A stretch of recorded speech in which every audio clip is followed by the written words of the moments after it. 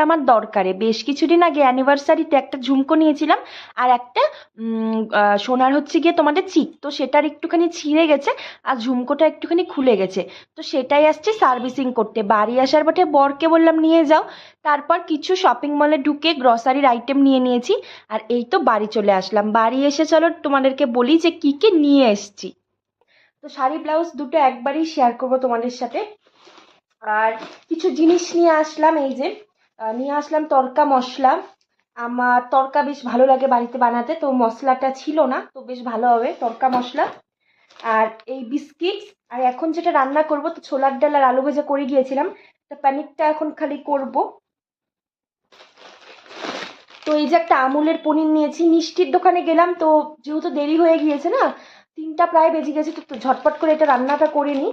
আর মানে বিয়ের এমনি সময় বলো তো কি হয়। তো এই যে আমুলের একটা পনির।